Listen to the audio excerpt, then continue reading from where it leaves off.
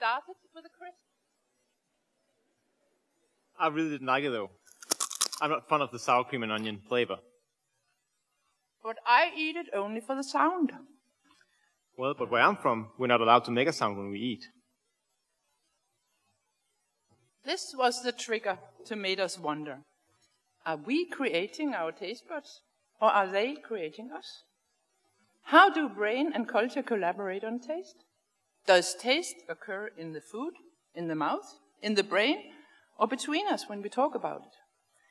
We were already thinking aloud. But being part of the European Capital of Culture, Aarhus 2017, we were challenged to rethink, why is this important for everybody? And what would we be able to do by rethinking taste in a collaboration across disciplines and across the world? In our eyes, there's a paradox in how much the taste of food is talked about by TV chefs, food companies, reviewers of restaurants, and taste researchers, and how little people actually know about the importance of taste to our well-being. We believe that there is a need to rethink how we work with, study, and understand taste. We believe that we have to strengthen the collaboration on taste between brain and culture, between science and arts, research and crafts, in order to do so. To rethink and strengthen collaborations across disciplines, we need to break down boundaries, we need to think out of the box, and we need to get out of our comfort zones. Out of our offices, university hallways, laboratories, kitchens, restaurants, wherever we think taste in our professional work. So next we thought, why not invite the best in the world to rethink together? And we're so happy you're here. And please do remember this during the next 2 days of experimenting. You said yes, because we need you to take part in all that goes on in this theater and this event. We need your creative taste buds. So, here we are, in a beautiful old theater, drenched in cultural formality and ancient traditions. I don't think many of us feel at ease in this theatrical stage.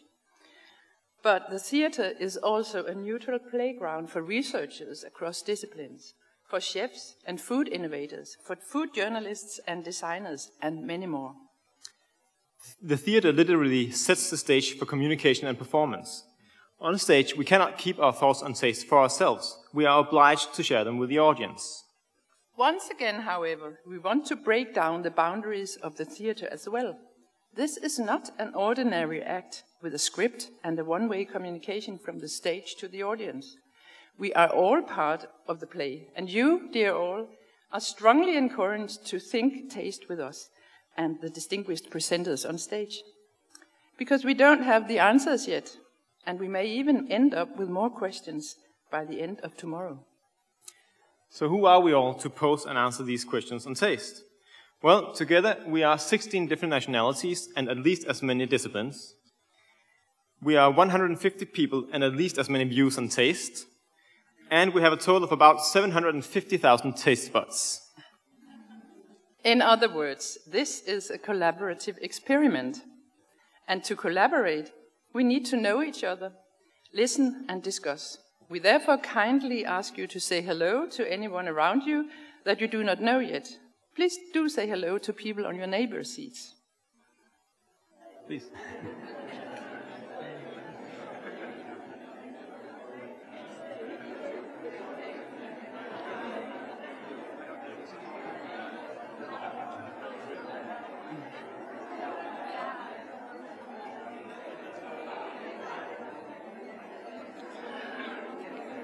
Fantastic. Thank you. We would also like... Fantastic, you're already talking. We would also like to present each other to you. By my side is Susanne Højlund. She's an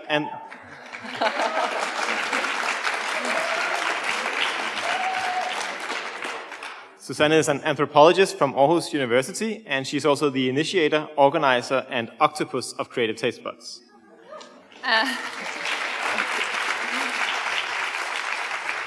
And by my side is Mikael Schneider.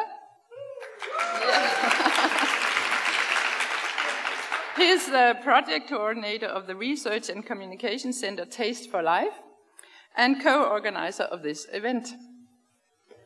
Thank you. But all this could not have been possible without the help, work, and support of a lot of people and organizations, and we want to express our utmost gratitude to all who has helped us make Creative Tastebuds. We thank all of the organizing committee members for designing the event. We thank Paul Tyler, whom you'll soon meet, to handle all of us and our ideas. We thank the 4 creative mediators and the distinguished presenters on stage for taking on this challenge. And we thank Jens Frausing and his team for making a scenography fitting them all. We thank the volunteers of Aarhus 2017 for helping us throughout these days. And we thank all of you participants for contributing with abstracts, videos, showcases, and dialogues. And we thank Aarhus Teater, Café Hack, and Centralværkstedet for hosting us. We thank all our sponsors, Aarhus University, Central Denmark Region More Creative, European Region of Gastronomy 2017, and Taste for Life, who in turn is supported by the Nordea Foundation. Finally, we thank Aarhus 2017, European Capital of Culture, for first challenging us and then supporting us and having us in their program. With this, it is our pleasure to give the word on to Aarhus 2017 Program Director, Juliana Engberg. Welcome to you all. For those of you not from Aarhus, welcome to this gorgeous, wonderful little city, compact, full of amenity, full of creativity in this year in which we celebrate culture. Culture, as we describe it in our year, is a quite broad church. And of course, because we are the European region of gastronomy, as well as the European capital of culture this year, we put our focus on food, taste, and those things that go with it. But there's only so much you can talk about in terms of the reduction of muscles. There's only so much that you can deal with in terms of the gourmet. And so it was really thrilling to me when Susanne and her colleagues walked into the door and said, we'd like to run a conference around taste buds. Yes, okay. That sounds interesting, but you know, how does it work? Well, of course it works extremely well, and it works especially well with our topics of sustainability, diversity, and democracy, because taste buds are something that we carry with us. They're part of our DNA.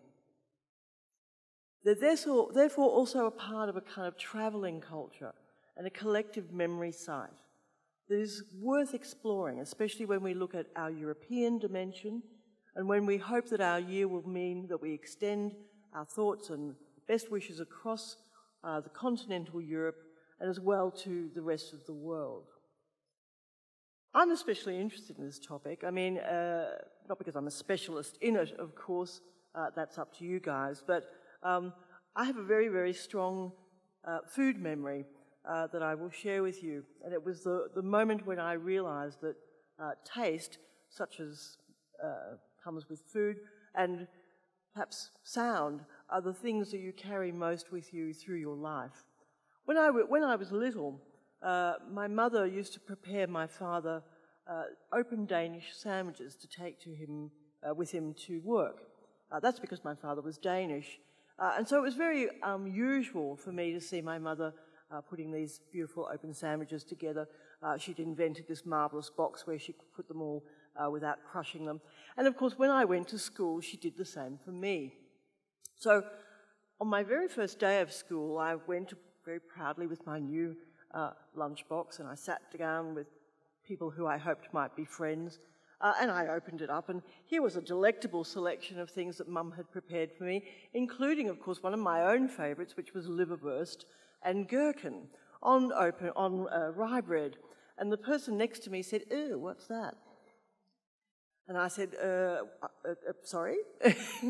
She said, what's that? I said, well, that's liverwurst and gherkin on rye. Don't you have that? And she said, no, I have white bread sandwiches with Vegemite.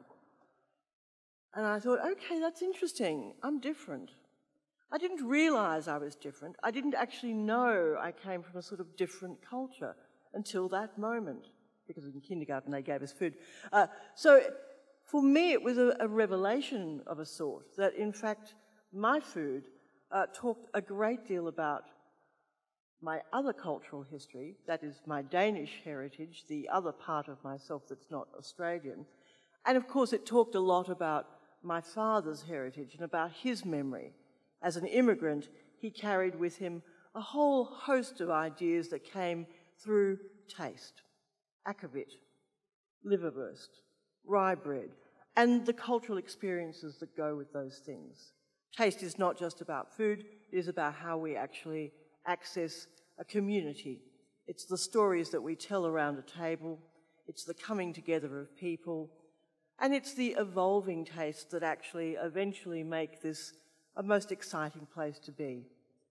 In Australia in particular, we are currently undergoing, I think, a taste revolution. In fact, one of my visiting artists who is currently working in Australia was remarking yesterday just how Asian our flavours have become. So I should think by now children going to school with very exotic lunchboxes, probably containing all sorts of things that might include rice and umami flavours and things of this sort, wouldn't in fact encounter the same resistance as I did to liverwurst, because we are now this potpourri of taste buds. So I wish you well for what I hope will be a stimulating conference.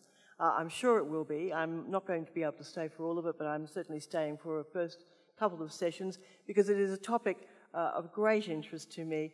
I know it's of great interest to you, and I know that we have a wonderful research engine here in Aarhus eager to share with you their ideas and listen to yours. So welcome and have a great time. Thank you.